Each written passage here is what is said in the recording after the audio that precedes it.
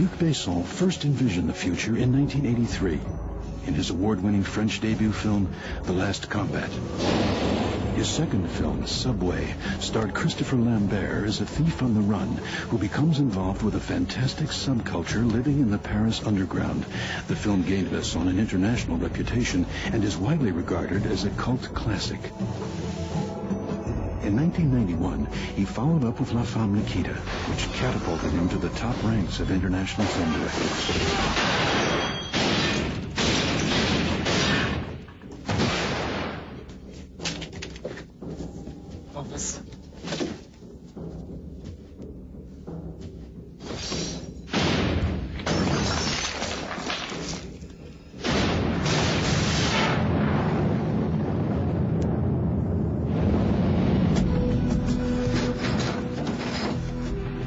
In 1994, Besson turned his hand to another original screenplay, The Professional. The film starred Jean Reno as a hitman civilized by his paternal love for a young orphan, played by Natalie Portman. The film also starred Gary Oldman as the renegade DEA agent who killed her family. Bring me everyone. What do you mean, everyone? Everyone!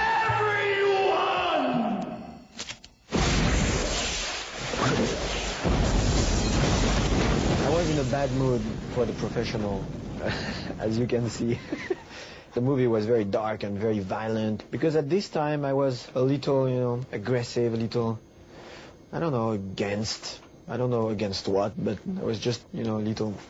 And then after that, I just calmed down, just want to have some, fun and go for a big adventure like The Fifth Element. And action!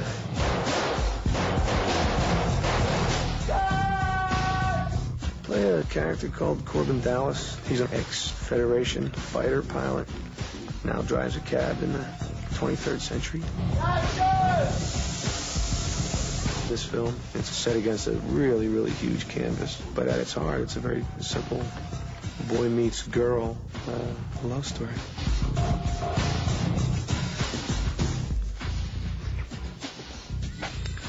You're right. I shouldn't have done that. It was wrong to kiss you. I think I love the hero, but when the hero is just a hero, like a big muscle hero, it's a little boring for me.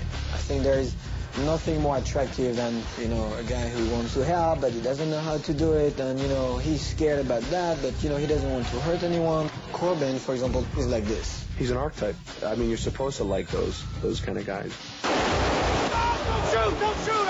I'm not armed! The wonderful thing about Bruce is I came in New York, I give him the script, I come back 2 hours later, he say, it's great, I do it. I have tears in my eyes because, a huge star like him will just say yes. Thank you, Bruce, thank you. The car is turning this way, so I'm turning the wheel that way. Yes. So the one for 3-4 seconds is boom, and then... Bruce is very chill, quiet, unassuming. Okay, attention! Close the door! There's this one scene that we were shooting in the cab. Luke's there, with his camera, squeezed in, and Bruce is there, and I'm here, and we're all kind of tight in this cab. And then I hear Bruce, whispering to me. He's like, just move a little up for the light. You don't have the light right there. And I'm, crying, moving up for the light and stuff. And it was just so hilarious that he's so on it. He's so professional. He knew, not just for himself, but for me, where the light was.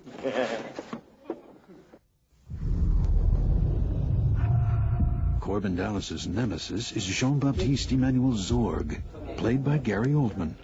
Zorg is a comic villain. He basically wants to take over the universe. And action! Roll! He's sort of your powerful businessman type that's involved in shady deals, very Euro trash kind of. Bring me the priest. Okay. I love Zorg. He's a weird character because he's very strong and very dark, but in the same time, he has a lot of panache. Look at my fingers. Look at my fingers. Look. 4 correct. 0 correct! Gary was very shocked when the first time that he have seen the outfit of Zorg. When people say, I've got the limp and I've got the buck teeth and I've got half like hair hanging down and the rest of my head's bald with a kind of plastic cap on my head, and people think it's all me, that I've gone in and gone, right, I want the whole toy store. I want, and it's not. It was all in the script. Trappy. Tommy Gunn. I based him on Ross Perot because it's kind of like my nightmare that one day the South will run everything. It's nice to see you again, Father. I remember you now, the so-called art dealer. I'm glad you got your memory back. You're gonna need it. My cover is art dealing, but what I really do for a living is I make these incredible weapons. Voila, the ZF-1. This is 300,000 round clip. One shot. Replay sends every following shot to the same location.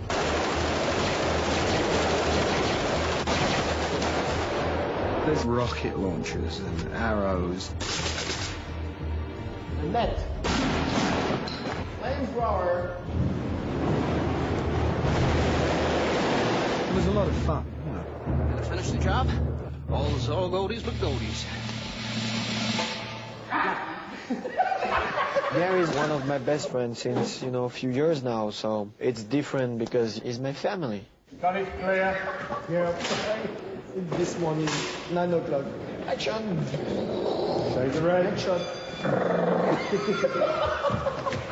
Our relationship on the set, it's very unique. We fool around and we clown around a lot. There's a lot of stuff on the cutting room floor. File 1 million. File 1 million. I have like 15 minutes of dailies with takes that we were obliged to cut because we were laughing. I can make a short movie about that, about just the laugh of Gary and me on the set. It was so funny.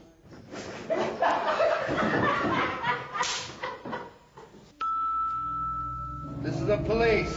There's nowhere else to go. So you're gonna slowly turn around and put your hands on the floor. Do you understand me? She doesn't.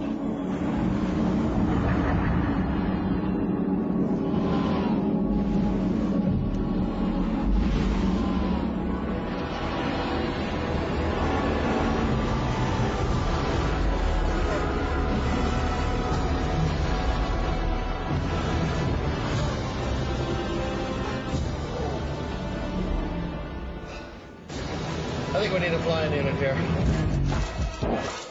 Besson cast newcomer Milla Jovovich after a long talent search. I've seen like 5,000 girls all around the world. So I see her one time, two times, make some tests. She was excellent. I asked her if she will give everything to the movie because I need this commitment from her. She said yes. She's, stop everything, go to London for 8 months and works like hell, gym, karate, everything. And she was brilliant. 2, 3. Hopefully I put my hand, I know. I trained 3 hours a day, did ballet classes. It was the first time I had ever worked out and actually, sat and did weights and aerobics and karate and, God, so many things. You name it, I did it. 1, 2, 3, 4. Milla, I think, worked harder than anyone else in this film. She really beat herself up and really sacrificed her own body for the film. Action!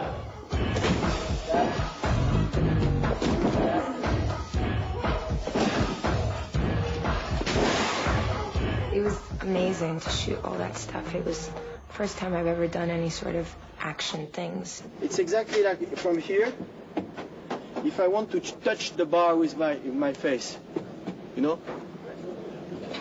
Okay. They had this whole ledge set up, and I had to jump into this big balloon.